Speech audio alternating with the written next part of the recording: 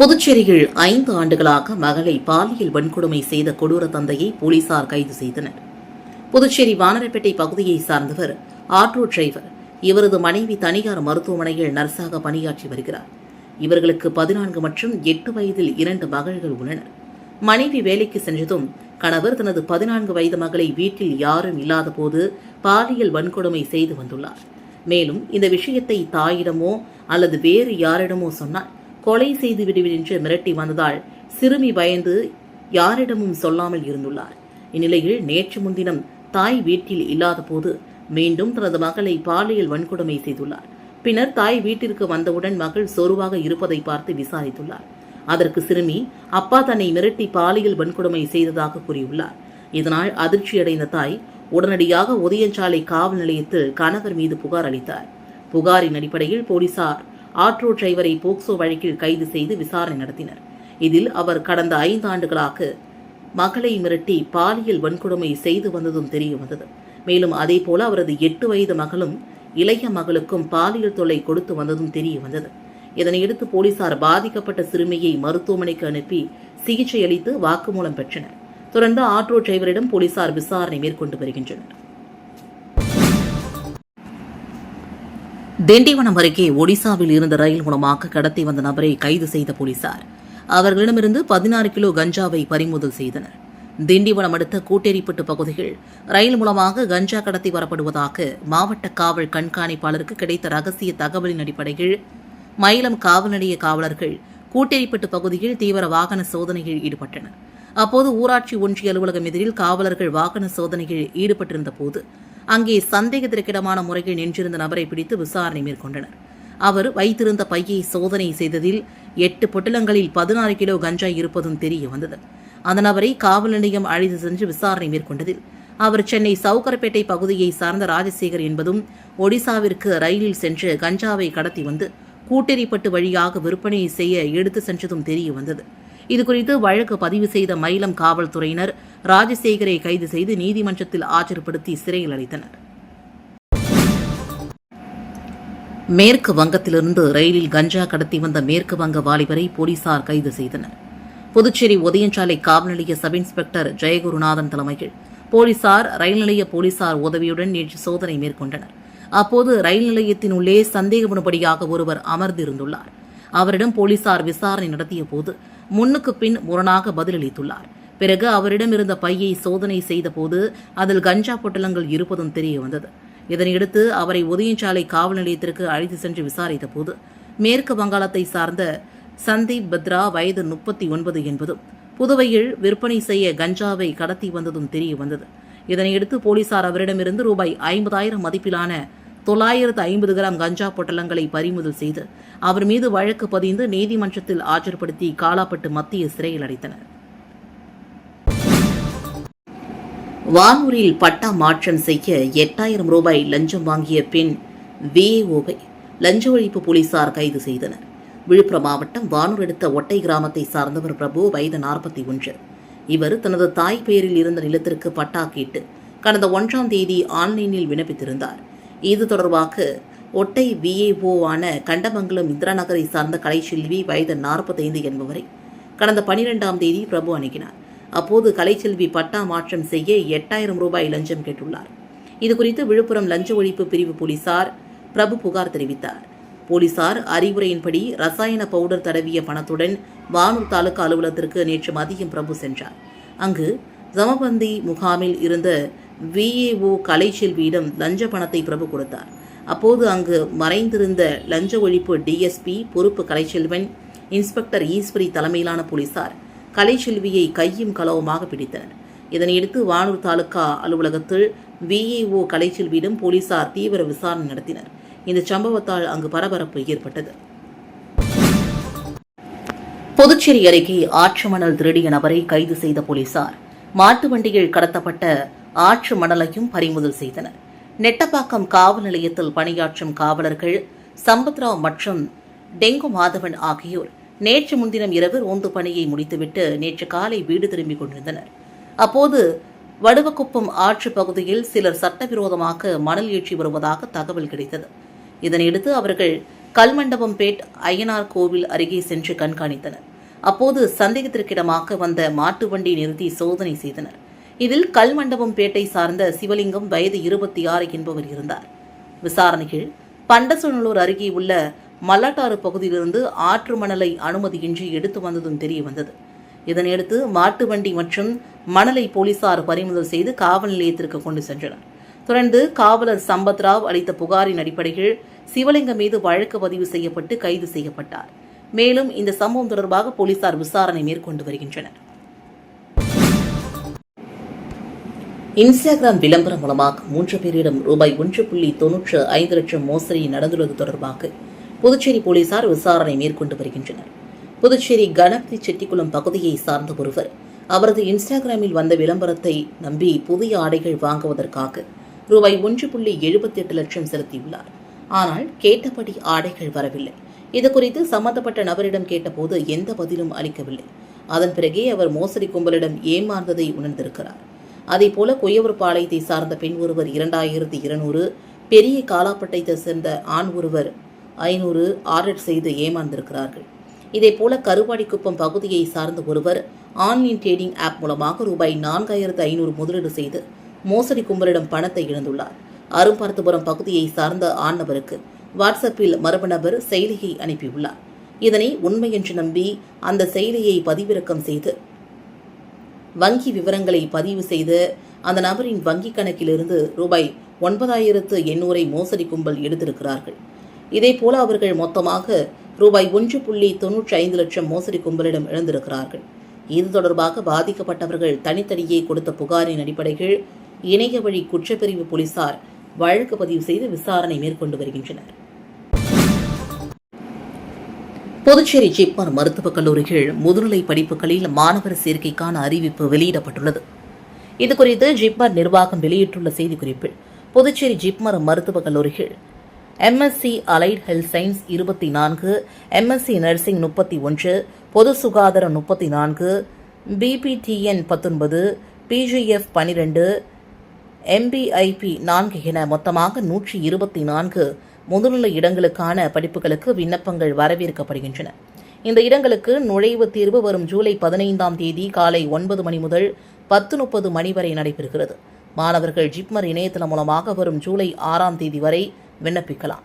தேர்வு நாடு முழுவதும் 10 நகரங்களில் நடத்தப்படும் என்று ஜிப்மர் நிர்வாகம் தெரிவித்துள்ளது. அரசு பணியிலிருந்து வெளியூர் சட்டமன்ற உறுப்பினர் விடுவிக்கப்பட்ட விவகாரம் தொடர்பாக புதுச்சேரி மாநில அரசிற்கு சென்னை உயர்நீதிமன்றம் கடும் கண்டனத்தை தெரிவித்திருக்கிறது. வருமானத்திற்கு அதிகமாக சொத்து புதுச்சேரி மாநில பஞ்சாயத்து துறையில் டேட்டா என்ட்ரி ஆபரேட்டராக பணியாற்றி வந்த ரவிக்குமாருக்கு எதிராக சிபிஐ வழக்கு பதிவு செய்து அந்த வழக்கு விசாரணையில் இருக்கிறது. இந்நிலையில் அரசு பணியில் இருந்து விடுவிக்க வேண்டும் என்று தாக்கல் செய்த வழக்கை விசாரித்த உயர்நீதிமன்றம் அவரை உடனடியாக பணியிலிருந்து விடுவிக்க வேண்டும் என்று உத்தரவிட்டது. இந்த உத்தரவின் அடிப்படையில் அவர் பணியிலிருந்து விடுவிக்கப்பட்டார்.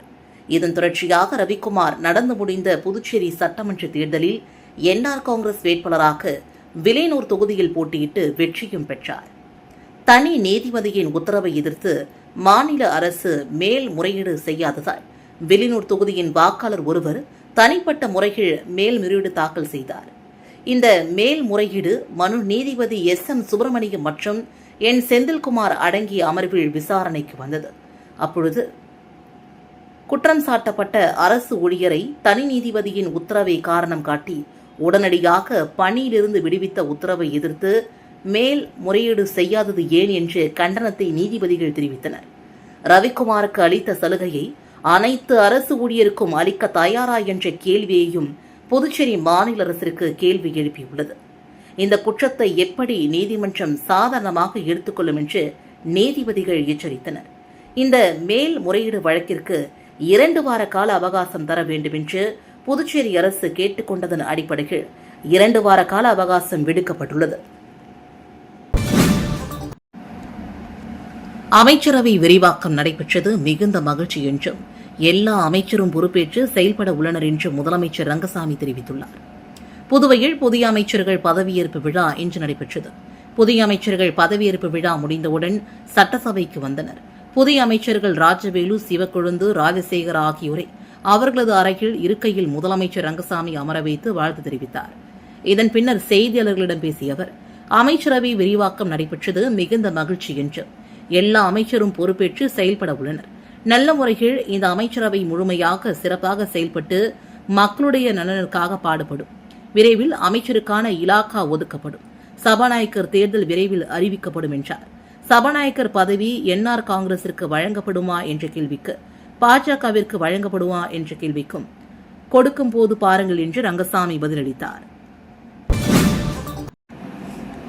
மத்தியில் காங்கிரஸ் ஆட்சி இருந்தபோது குஜராத் மாநில முதலமைச்சராக இருந்த மோடி அவர்கள் நாட்டின் வளர்ச்சி குறித்து பேசும்போது, நீங்கள் வரும்போது பார்த்துக் கொள்ளுங்கள் என விளையாட்டாக கூறுவார்கள். ஆனால் தற்போது நாட்டின் பிரதமராக மோடி பொறுப்பேற்று நாட்டின் மிகப்பெரிய வளர்ச்சியை கொண்டு வருவார் என்று நினைத்திருக்க மாட்டார்கள் என புதுச்சேரியில் முதலமைச்சர் ரங்கசாமி பிரதமரை புகழ்ந்து பேசினார். புதுச்சேரி அரசு சார்பில் பாரத பிரதமரின் மக்கள் நலத்திட்டங்களின் கீழ் பயனாளிகளுக்கு நலத்திட்ட உதவிகள் வழங்குதல் மற்றும் புதிய பயனாளிகளை பதிவு செய்யும் ஜன் கல்யாண் சபா நிகழ்ச்சி கம்பன் கலையரங்கத்தில் நடைபெற்றது. துணைநிலை ஆளுநர் கைலாசநாதன் சிறப்பு விருந்தாக கலந்து கொண்டு பயனாளிகளுக்கு நலத்திட்ட உதவிகள் வழங்கி சிறப்பித்தார். இதில் முதலமைச்சர் ரங்கசாமி, தற்காலிக சட்டப்பேரவை தலைவர் அன்பழகன், அமைச்சர்கள் நமச்சிவாயம், மல்லாடி கிருஷ்ணாராவ், மாநிலங்களவை உறுப்பினர் செல்வ கணபதி, சட்டமன்ற உறுப்பினர்கள், தலைமை செயலர் சரண் சௌகான், உள்ளாட்சித்துறை செயலர் கேசவன் ஆகியோர் கலந்து கொண்டனர். நிகழ்ச்சியில் பல்வேறு மக்கள் நலத்திட்டங்களின் கீழ் பயனாளிகளுக்கு நலத்திட்ட உதவிகள் வழங்கப்பட்டன. விழாவில் பேசிய முதலமைச்சர் ரங்கசாமி, பிரதமராக 12 ஆண்டு கால சிறப்பான ஆட்சியை மோடி செயல்படுத்தி வருகிறார் என்றும், நான் புதுச்சேரி முதலமைச்சராக இருந்தபோது, மோடி குஜராத் மாநில முதலமைச்சராக இருந்தபோது நன்றாக எனக்கு தெரியும். அவரது மாநில வளர்ச்சிக்கும் நாட்டின் வளர்ச்சிக்கும் எப்படி அக்கறை கொண்டிருந்தார் என்பதை உணர்ந்திருக்கிறேன். ஒரு சில கூட்டங்களின் போது யார் சொன்னாலும் அவர் பேசுவதை நிறுத்த மாட்டார் என்றும், தான் என்ன சொல்ல வருகிறோம் என்பதை முழுமையாக சொல்லிவிட்டு ஆணித்தரமாக வலியுறுத்துவார் என்றார். மேலும் மத்தியில் காங்கிரஸ் ஆட்சி இருக்கும்போது, நிதி அமைச்சர் இருக்கும்போது சொல்லுவார்கள், மோடிஜி நிறுத்துங்கள், நீங்கள் வரும்போது பார்த்துக் கொள்ளலாம் என்று விளையாட்டாக கூறுவார்கள். இப்போது நினைத்து பார்க்கிறேன், விளையாட்டாக சொன்னார்கள். ஆனால் இப்போது நாட்டின் பிரதமராக மோடி பொறுப்பேற்று நாட்டின் வளர்ச்சியை கொண்டு வருவார் என்று அவர்கள் நினைத்திருக்க மாட்டார்கள் என்றார். புதுச்சேரியில் உணவு பாதுகாப்பை உறுதி செய்யாத அரசையும், உடல் நலத்திற்கு கேடு விளைவிக்கும் ரசாயன நிறமூட்டி சுவையூட்டிகளை உணவுகளில் சேர்க்கும் உணவகங்களை ஆய்வு செய்யாத உணவு பாதுகாப்பு அதிகாரிகளை கண்டித்தும் சமூக அமைப்பினர் கண்டன ஆர்ப்பாட்டத்தில் ஈடுபட்டனர். புதுச்சேரியில் பொதுமக்களின் உணவு பாதுகாப்பை உறுதி செய்ய வேண்டுமென்ற கோரிக்கையுடன் மக்கள் வாழ்வுரிமை இயக்கம், 6ஆம் திணை மக்கள் இயக்கம் மற்றும் பல்வேறு சமூக ஜனநாயக இயக்கங்கள் சார்பில் கோரிமேட்டில் உள்ள உணவு பாதுகாப்பு அதிகாரி அலுவலகம் முன்பு கண்டன ஆர்ப்பாட்டம் நடைபெற்றது. மக்கள் வாழ்வுரிமை இயக்க செயலாளர் ஜெகநாதன் தலைமையில் நடைபெற்ற ஆர்ப்பாட்டத்தில் 100க்கும் மேற்பட்டவர்கள் கலந்து கொண்டு உணவகங்களில் பயன்படுத்தப்படும் ரசாயன நிறமூட்டிகள், செயற்கை சுவையூட்டிகள் மற்றும் உடல்நலத்திற்கு கேடு விளைவிக்கும் துரித உணவுப் பொருட்களை உடனடியாக தடை செய்ய வேண்டும், அனைத்து உணவகங்களிலும் விற்பனை செய்யப்படும் உணவுகளின் தரம் மற்றும் பாதுகாப்பு தன்மையை உறுதிப்படுத்திட வேண்டும் உள்ளிட்ட பல்வேறு கோரிக்கைகளை வலியுறுத்தி கண்டன கோஷங்களை எழுப்பினர். பொதுமக்களின் உடல் நலன் மற்றும் வாழ்வுரிமையை பாதுகாக்க புதுச்சேரி அரசும் உணவு பாதுகாப்பு துறையும் உடனடி நடவடிக்கை எடுக்காவிட்டால் அடுத்த கட்டமாக முற்றுகை போராட்டம் நடத்தப்படும் என்றும் எச்சரிக்கை விடுத்தனர். புதுச்சேரியில் புதுப்பிக்கப்பட்ட பான்சியோனா அரசு பெண்கள் பிரெஞ்சு உயர்நிலைப் பள்ளியை முதலமைச்சர் ரங்கசாமி திறந்து வைத்தார். புதுச்சேரியில் 200 ஆண்டுகள் பழமையான முதல் பிரெஞ்சு பெண் கல்வி நிலையமான பான்சியோனோ பிரெஞ்சு மேல்நிலைப் பள்ளியின் மறுசீரமைக்கப்பட்ட கட்டிடத்தை முதலமைச்சர் ரங்கசாமி திறந்து வைத்தார். சுமார் ரூபாய் 7.5 கோடி செலவில் பழமையான கட்டிடக்கலை வடிவமைப்பு மாறாமல் புதுப்பிக்கப்பட்ட இந்த பள்ளி புதிய பொலிவுடன் திறக்கப்பட்டுள்ளது. விழாவில் பேசிய முதலமைச்சர், இந்த பள்ளி இந்தியாவின் முதல் பிரெஞ்சு பெண்கள் பள்ளி என்றும், புதுச்சேரியின் வரலாறு மற்றும் பாரம்பரியத்தை பிரதிபலிக்கும் முக்கிய அடையாளமாக திகழ்வதாகவும் தெரிவித்தார்.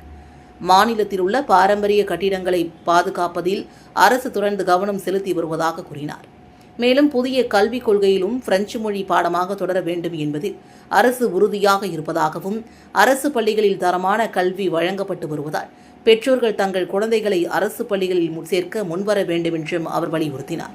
இந்த நிகழ்ச்சியில் அமைச்சர்கள், தற்காலிக சபாநாயகர் அன்பழகன், ராஜவேலு, சிவக்கொழுந்து மற்றும் சட்டமன்ற உறுப்பினர்கள் உட்பட கல்வித்துறை அதிகாரிகளும் கலந்து கொண்டனர். லட்சிய ஜனநாயக கட்சியின் சார்பில் மாபெரும் இலவச கண் பரிசோதனை முகாம் நடத்தப்பட்டது. லட்சிய ஜனநாயக கட்சியின் தலைவரும் காமராஜர் நகர் தொகுதியின் சட்டமன்ற உறுப்பினருமான ஜோஸ் சார்லஸ் மார்டின் அவர்களின் அறிவுறுத்தலின்படி ஜெய்வா நகர் மற்றும் அதனை சுற்றியுள்ள பகுதிகளுக்கு லட்சிய ஜனநாயக கட்சியின் சார்பில் இலவச கண் பரிசோதனை முகாம் நடத்தப்பட்டது. புதுச்சேரி சுகாதாரத்துறையுடன் இணைந்து நடத்தப்பட்டது. இந்த முகாமில் லட்சிய ஜனநாயக கட்சியின் பொதுச் செயலாளர் டாக்டர் துரைசாமி, வழக்கறிஞர் பிரபாகரன், முன்னாள் கவுன்சிலர் சேகர், காமராஜர் நகர் தொகுதியின் தலைவர் கோகுல கண்ணன், வார்டு தலைவர் சரவணன், பூத் தலைவர் செல்வம் மற்றும் லட்சிய ஜனநாயக கட்சி நிர்வாகிகள் கலந்து கொண்டனர். இந்த நிகழ்ச்சியில் 500க்கும் மேற்பட்ட பொதுமக்கள், முதியவர்கள், பெண்கள், குழந்தைகள் கண் சிகிச்சை செய்து கொண்டு பயன்பெற்றனர். இந்த முகாமை பற்றி பொதுமக்கள் கூறும்பொழுது, லட்சிய ஜனநாயக கட்சியின் தலைவரும் காமராஜர் நகர் தொகுதியின் சட்டமன்ற உறுப்பினருமான ஜோஸ் சார்லஸ் மார்டின் மக்களின் நலனை எப்பொழுதும் கருத்தில் கொண்டு எங்களுக்கு நல்லது செய்து கொண்டு வருகிறார். இந்த முகாமினால் தாங்கள் பெரிதும் பயனடைந்து உள்ளதாகவும், முதியவர்கள் வெளியே செல்ல முடியாத காரணத்தினாலும் வீட்டின் அருகில் இந்த முகாம் நடப்பது அவர்களுக்கு மிகவும் பயனுள்ளதாக இருப்பதாக கூறினார்கள். மேலும் அவர்கள் லட்சிய ஜனநாயக கட்சியின் தலைவரும் காமராஜர் நகர் தொகுதியின் சட்டமன்ற உறுப்பினருமான ஜோஸ் சார்லஸ் மார்டினுக்கு நன்றியை தெரிவித்துக் கொண்டனர்.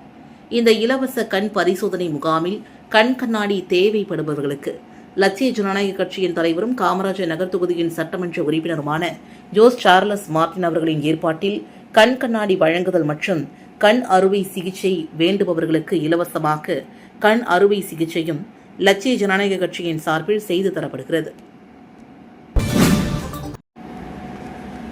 சவரிராயிலு நாயக்கர் அரசு பெண்கள் உயர்நிலைப் பள்ளிகள் பொதுத் தேர்வில் தேர்ச்சி பெற்ற மாணவிகளுக்கு சட்டமன்ற உறுப்பினர் நேரு தலைமையில் பாராட்டு விழா நடைபெற்றது. புதுச்சேரி உருளையன்பேட்டை தொகுதிக்குட்பட்ட சவரிராயிலு நாயக்கர் அரசு பெண்கள் உயர்நிலைப் பள்ளிகள் 2026 கல்வியாண்டில் 100% தேர்ச்சி பெற்றதையொட்டி பாராட்டு விழா நடைபெற்றது. விழாவில் உருளையன்பேட்டை தொகுதியின் சட்டமன்ற உறுப்பினர் நேரு கலந்து கொண்டு பள்ளி அளவில் முதல் 3 இடங்களை பெற்ற மாணவிகளுக்கு, தனித்தனி பாடங்களில் அதிக மதிப்பெண்கள் பெற்ற மாணவிகளுக்கும் சால்வை அணிவித்து பரிசுகள் மற்றும் சான்றிதழ்களை வழங்கி பாராட்டினார். மேலும் 100% தேர்ச்சிக்கு காரணமான ஆசிரியர்கள் மற்றும் மாணவிகளின் பெற்றோர்களையும் அவர் பாராட்டினார். தொடர்ந்து ஆண்டுதோறும் 100% தேர்ச்சி பெற ஆசிரியர்கள் பாடுபட வேண்டும் என்றும் அவர் கேட்டுக் கொண்டார். இந்நிகழ்ச்சியில் பள்ளியின் தலைமை ஆசிரியர் கீதா, ஆசிரியர்கள் மற்றும் நேயல் மக்கள் கழகத்தின் பிரமுகர்கள் கலந்து கொண்டனர். அரியாங்குப்பம் சிறுவர் கண்காணிப்பு இல்லத்தில் ரூபாய் 15,40,000 மதிப்பில் மதில் சுவர் கட்டும் பணியினை தொகுதியின் சட்டமன்ற உறுப்பினர் ஐயப்பன் பூமி பூஜை செய்து தொடங்கி வைத்தார். அரியாங்குப்பம் தொகுதிக்குட்பட்ட சிறுவர் கண்காணிப்பு இல்லத்தில் மகளிர் மற்றும் குழந்தைகள் மேம்பாட்டுத் துறையின் கீழ் பொதுப்பணித்துறை கட்டிடங்கள் மற்றும் சாலைகள் தெற்கு கோட்டம் சார்பில் இடிந்த பழைய மதில் சுவர் மறு கட்டுமான பணிக்காக ரூபாய் 15,40,000 திட்ட மதிப்பீடு செய்து அப்பணியை தொடங்குவதற்கான பூமி பூஜை விழா இன்று நடைபெற்றது. சிறார் நீதி வாரியம் முதன்மை நடுவர் சந்திரசேகர் முன்னிலையில் நடைபெற்ற விழாவில் தொகுதியின் சட்டமன்ற உறுப்பினர் ஐயப்பன் கலந்து கொண்டு பூமி பூஜை செய்து பணியினை தொடங்கி வைத்தார். மேலும் இந்த நிகழ்ச்சியில் பொதுப்பணித்துறை நிர்வாக பொறியாளர் வைத்தியநாதன், உதவி கண்காணிப்பு உதவி இயக்குநர் பாலாஜி, சிவிலிய அதிகாரி சத்தியவதி மற்றும் சட்டம் சார்ந்த நன்னடத்தை அலுவலர் ஜெகதீவ், இளநிலை பொறியாளர் தேவசேகர், சிறார் நீதி வாரிய உறுப்பினர் லூர்து, அருள் ஜோசப், மகேஸ்வரி மற்றும் என்ஆர் காங்கிரஸ் மற்றும் தேசிய ஜனநாயக கூட்டணியில் இடம்பெற்றுள்ள அனைத்து நிலை நிர்வாகிகள், பொறுப்பாளர்கள் பலரும் கலந்து கொண்டனர். சட்ட அலுவலர்கள் பணிக்கு ஜூலை 10ஆம் தேதிக்குள் வழக்கறிஞர்கள் விண்ணப்பிக்கலாம் என்று புதுச்சேரி அரசு அறிவித்துள்ளது. புதுச்சேரி யூனியன் பிரதேசத்தில் உள்ள பல்வேறு நீதிமன்றங்கள், சென்னை உயர்நீதிமன்றம், மத்திய நிர்வாக தீர்ப்பாயத்தின் சென்னை அமர்வு, புதுடில்லி தேசிய பசுமை தீர்ப்பாயம் மற்றும் உச்சநீதிமன்றம் ஆகியவற்றில் சட்ட அலுவலர்கள் பணிக்கு வழக்கறிஞர்கள் நியமிக்கப்பட உள்ளனர். புதுச்சேரி சட்டத்துறையின் மூலமாக வெளியிடப்பட்ட அரசாணையில் புதுச்சேரி சட்ட அதிகாரிகள் விதிகளின் 2021 கீழ் புதுச்சேரி அரசு சார்பாக பல்வேறு நீதிமன்றங்களில் ஆஜராவதற்கான பல்வேறு வகையிலான பதவிகளில் ஒப்பந்த அடிப்படையில் பணியாற்ற வழக்கறிஞர்கள் விண்ணப்பிக்கலாம். தகுதியுள்ள விண்ணப்பதாரர்கள் இதற்கான விதிகளின்படி பல்வேறு பதவிகளுக்கு விண்ணப்பிக்கும் வகையில் அந்த விதிகள் மற்றும் விண்ணப்ப படிவங்கள் சட்டத்துறையின் இணையதளத்தில் உள்ளன. காரைக்காலில் ஒப்பந்த காலம் முடிந்தும் வீடு காலி செய்யாதவர் மீது நடவடிக்கை எடுக்க கோரி புகார் அளிக்கப்பட்டது. காரைக்கால் BK சாலையில் உள்ள தனது வீட்டை வாடகைக்கு எடுத்த ரம்ஜான் பிவி மற்றும் அபுதாஹீர் ஆகியோர் ஒப்பந்த காலம் முடிந்தும் பின்னரையும் வீட்டை காலி செய்யாமல் வாடகை மற்றும் மின் கட்டணத்தையும் செலுத்தாமல் அபகரிக்கும் நோக்கில் செயல்படுவதாக கூறி வீட்டின் உரிமையாளர் இளையராஜா SP அலுவலகத்தில் புகார் அளித்தார். தனது சொத்துரிமையை பாதுகாக்க காவல்துறை உடனடியாக நடவடிக்கை எடுத்து நீண்ட கால பிரச்சினைக்கு விரைவில் தீர்வு காண வேண்டும் என்றும் அவர் வலியுறுத்தினார். ஏம்பலம் தொகுதி சட்டமன்ற உறுப்பினர் புதிய அலுவலகத்தை மோகன்தாஸ் சட்டமன்ற உறுப்பினர் முன்னிலையில் முதலமைச்சர் ரங்கசாமி திறந்து வைத்தார். புதுச்சேரி கிருமாப்பாக்கத்தில் ஏம்பலம் சட்டமன்ற உறுப்பினர் அலுவலக திறப்பு விழா இன்று சிறப்பாக நடைபெற்றது. தொகுதியின் சட்டமன்ற உறுப்பினர் மோகன்தாஸ் தலைமையில் நடைபெற்ற நிகழ்ச்சியில் சிறப்பு விருந்தினராக முதலமைச்சர் ரங்கசாமி கலந்து கொண்டு ரிப்பன் வெட்டி குத்துவிளக்கேற்றி புதிய அலுவலகத்தை திறந்து வைத்து வாழ்த்து தெரிவித்தார். தொடர்ந்து அமைச்சர்கள், NR காங்கிரஸ், பாஜக சட்டமன்ற உறுப்பினர்கள் கலந்து கொண்டு மோகன்தாஸிற்கு தங்களது வாழ்த்துக்களை தெரிவித்தனர். இதனைத் தொடர்ந்து பொதுமக்களுக்கு சட்டமன்ற உறுப்பினர் மோகன்தாஸ் அன்னதானம் வழங்கினார். இதில் கட்சி நிர்வாகிகள், உள்ளாட்சி பிரதிநிதிகள் மற்றும் திரளான பொதுமக்கள் கலந்து கொண்டு புதிய அலுவலக திறப்பு விழாவினில் சிறப்பித்தனர். புதுச்சேரி மாநிலத்தில் அமைச்சர்களாக பதவியேற்றுக் கொண்ட NR காங்கிரஸை சார்ந்த சட்டமன்ற உறுப்பினர்கள் ராஜவேலு, சிவக்கொழுந்து மற்றும் பாஜகவை சார்ந்த GNS ராஜசேகரன் ஆகியோருக்கு முதலியார்பேட்டை சட்டமன்ற உறுப்பினரும் முன்னாள் அமைச்சருமான திரு ஜான்குமார் அவர்கள் பொன்னாடை அணிவித்து பூங்கொத்து கொடுத்து வாழ்த்து தெரிவித்தார். புதுச்சேரி சட்டப்பேரவைத் தேர்தலில் தேசிய ஜனநாயக கூட்டணி 18 தொகுதிகளில் வெற்றி பெற்று ஆட்சியை தக்க வைத்தது. கூட்டணியின் சார்பில் ரங்கசாமி மீண்டும் முதல்வராக கடந்த மே 13ஆம் தேதி பதவியேற்றார். அவருடன் அமைச்சர்களாக பாஜகவை சார்ந்த நமச்சிவாயம், NR காங்கிரஸை சார்ந்த மல்லாடி கிருஷ்ணராவ் ஆகியோரும் பதவியேற்றுக் கொண்டனர். இதனைத் தொடர்ந்து மே 18இல் தற்காலிக பேரவைத் தலைவராக அதிமுக மாநில செயலாளர் அன்பழகனும், மே 20இல் அனைத்து சட்டமன்ற உறுப்பினர்களுக்கும் சட்டப்பேரவையில் ஆளுநர் பதவி பிரமாணம் செய்து வைத்தார். அதன் பின்னர் ஜூன் 3ஆம் தேதி NR காங்கிரஸை சார்ந்த ராஜவேலு, சிவக்கொழுந்து, பாஜகவை சார்ந்த ராஜசேகர் ஆகியோரை அமைச்சர்களாக நியமிக்க துணைநிலை ஆளுநர் கைலாசநாதனிடம் முதல்வர் ரங்கசாமி பரிந்துரைத்தார். இதனைத் தொடர்ந்து புதிய அமைச்சர்களாக 3 பேரை நியமிக்க குடியரசுத் தலைவர் ஒப்புதல் அளித்துள்ள நிலையில் புதுச்சேரியின் துணைநிலை ஆளுநர் மாளிகையில் இன்று பதவியேற்பு விழா நடைபெற்றது. இந்த நிகழ்ச்சியில் ராஜவேலு, சிவக்கொழுந்து, ராஜசேகர் ஆகிய மூவரும் அமைச்சர்களாக பதவியேற்றுக் கொண்டனர். அவர்களுக்கு துணைநிலை ஆளுநர் கைலாசநாதன் பதவி பிரமாணமும் ரகசிய காப்பு பிரமாணமும் செய்து வைத்தார். இந்நிகழ்ச்சியில் கலந்து கொண்ட முதலியார்பேட்டை தொகுதியின் சட்டமன்ற உறுப்பினரும் முன்னாள் அமைச்சருமான திரு ஜான்குமார் அவர்கள் பதவியேற்றுக் கொண்ட 3 அமைச்சர்களுக்கும் பொன்னாடை அணிவித்து பூங்கொத்து கொடுத்து வாழ்த்து தெரிவித்தார். வெளியூர் தொகுதியில் ஏழை எளிய மக்களுக்கு இலவச மனைப்பட்டா வழங்குவதற்கு அரசிற்கு சொந்தமான இடங்களை சட்டமன்ற உறுப்பினர் ரவிக்குமார் மற்றும் கலெக்டர் தலைமையில் ஆய்வு செய்தனர். வெளியூரில் வெற்றி பெற்ற சட்டமன்ற உறுப்பினர் ரவிக்குமார் தொகுதியில் உள்ள ஏழை எளிய மக்களுக்கு இலவச மனைப்பட்டா வழங்க வேண்டும் என்று முதல்வர் ரங்கசாமியிடம் கோரிக்கை விடுத்தார். இதனைத் தொடர்ந்து முதல்வரின் வழிகாட்டுதலின்படி சட்டமன்ற உறுப்பினர் ரவிக்குமார், கலெக்டர் குலோத்துங்கன், வெளியூர் சப் கலெக்டர் குமரன், நில அளவைத்துறை இயக்குநர் செந்தில் குமரன், தாசில்தார்கள் சேகர், சந்தோஷ்குமார் மற்றும் துறை அதிகாரிகள் நேற்று வெளியூர் தொகுதிகள் வேமனவெளி, உத்தரவாகினிப்பேட், ஒதியப்பட்டு, தனியார் அட்டை கம்பெனி மற்றும் கொம்பாகம் உள்ளிட்ட பகுதிகளில் உள்ள அரசிற்கு சொந்தமான இடங்களில் இலவச மனைப்பட்டா கொடுப்பதற்காக ஆய்வு செய்தார். அப்போது அரசிற்கு சொந்தமான இடத்தினை பரப்பளவு குறித்து கேட்டறிந்தார். கலெக்டர் தலைமையிலான அதிகாரிகள் குழுவினர் வெளியூர் தொகுதியில் இடங்களை ஆய்வு செய்த பின் அங்கிருந்த மங்களம் தொகுதியில் உள்ள VAO அலுவலகங்களில் ஆய்வு செய்தனர். அப்போது பணியில் இருந்த VAOக்களிடம் சான்றிதழ் கொடுப்பது குறித்து தகவல்களை கேட்டறிந்தனர். அலுவலகத்திற்கு உரிய நேரத்திற்கு வர வேண்டும், பயனாளிகள் கேட்கப்படும் சான்றிதழ்கள் விசாரித்து உடனுக்குடன் வழங்க வேண்டும் என்றும் அறிவுறுத்தினார். வெளியூர் கொம்யூன் மேல்சாத்தமங்கலம் கிராமத்தில் எழுந்தருளியிருக்கும் ஸ்ரீ செங்கல்நீர் அம்மன் ஆலய அஷ்டபந்தன மகா கும்பாபிஷேக விழா நடைபெற்றது. வெளியூர் கொம்யூன் மேல்சாத்தமங்கலம் கிராமத்தில் எழுந்தருளியிருக்கும் அருள்மிகு ஸ்ரீ செங்கல்நீர் அம்மன் ஆலயத்தில் அஷ்டபந்தன மகா கும்பாபிஷேக திருக்குட நன்னீராட்டு பெருவிழா கடந்த செவ்வாய்க்கிழமையன்று காலை விக்னேஸ்வரா பூஜையுடன் தொடங்கியது. அதனைத் தொடர்ந்து முக்கிய நிகழ்வாக இன்று காலை 4ஆம் கால யாக பூஜைகள் துவங்கி சிறப்பு பூஜைகளுடன் மகா பூர்ணாகிதி செய்யப்பட்டது. தொடர்ந்து யாகசாலையிலிருந்து யாத்திரதானம் கடம் புறப்பாடு நடைபெற்று விமானத்திற்கு மகா கும்பாபிஷேகம் நடைபெற்றது. தொடர்ந்து மூலவர் ஸ்ரீ செங்கேணி அம்மனுக்கு கலச அபிஷேகம் செய்து மகா தீபாரதனை காண்பிக்கப்பட்டது. தொடர்ந்து ஆலயத்தில் உள்ள பரிவார தெய்வங்கள் அனைத்திற்கும் கலச அபிஷேகம் செய்து கும்பாபிஷேகம் நிறைவு விழா பெற்றது. இந்த விழாவில் வில்லியனூர் தொகுதியின் சட்டமன்ற உறுப்பினர் ரவிக்குமார், மங்கலம் தொகுதியின் என்ஆர் காங்கிரஸ் கட்சி நிர்வாகி கண்ணபிரான், திரளான பக்தர்கள் கலந்து கொண்டு சுவாமியை தரிசனம் செய்து வழிபட்டனர். புதுச்சேரியில் அட்டவணை இன மாணவர்களைப் போல பிற்படுத்தப்பட்ட மற்றும் மிகவும் பிற்படுத்தப்பட்ட மாணவர்களுக்கும் கல்வி கட்டணத்தை அரசே ஏற்க வேண்டும் என்று தேசிய மக்கள் முன்னணி வலியுறுத்தியுள்ளது. புதுச்சேரியில் பட்டியலிடப்பட்ட சமூக மாணவர்களுக்கு வழங்கப்படும் எல்கேஜி முதல் ஆராய்ச்சி கல்வி வரையிலான முழுமையான இலவச கல்வி திட்டத்தை பிற்படுத்தப்பட்ட மற்றும் மிகவும் பிற்படுத்தப்பட்ட மாணவர்களுக்கும் விரிவுபடுத்தப்பட வேண்டும் என்றும் தேசிய மக்கள் முன்னணி தலைவர் சுவாமிநாதன் முதலமைச்சர் ரங்கசாமிக்கு கோரிக்கை விடுத்துள்ளார். 2026-27 கல்வியாண்டிலிருந்தே கல்வி கட்டணம், தேர்வு கட்டணம், விடுதி கட்டணம் மற்றும் புத்தக செலவுகள் உள்ளிட்ட அனைத்தையும் அரசே ஏற்று திட்டத்தை அமல்படுத்த வேண்டும் என்றும், இதன் மூலமாக சமூக நீதி நிலைநிறுத்தப்பட்டு உயர்கல்வி வாய்ப்புகள் அதிகரித்து வறுமை ஒழிப்பிற்கும் மாநில வளர்ச்சிக்கும் உதவும் என்றும் அவர் தெரிவித்துள்ளார். திண்டிவனத்தில் தாவிக மாவட்ட தலைமை அலுவலகத்தை மாவட்ட செயலாளர் சக்திவேல் குத்துவிளக்கேற்றி திறந்து வைத்தார். விழுப்புரம் வடகிழக்கு மாவட்ட தமிழக வெற்றிக் கழகத்தின் புதிய மாவட்ட தலைமை அலுவலகம் திண்டிவனம் புதிய பேருந்து நிலையம் எதிரே திறக்கப்பட்டது. விழுப்புரம் வடகிழக்கு மாவட்ட செயலாளர் சக்திவேல் கலந்து கொண்டு ரிப்பன் வெட்டி குத்துவிளக்கேற்றி அலுவலகத்தை திறந்து வைத்தார். இதனைத் தொடர்ந்து ஒன்றிய நகர பேரூர் கழக செயலாளர்கள் அனைவரும் ஒன்றிணைந்து மாவட்ட செயலாளர் சக்திவேலை தலைமை அலுவலகத்தில் அவரது இருக்கையில் அமர வைத்தனர். பின்னர் கட்சி நிர்வாகிகள் மற்றும் தொண்டர்களுக்கு இனிப்புகள் வழங்கப்பட்டன.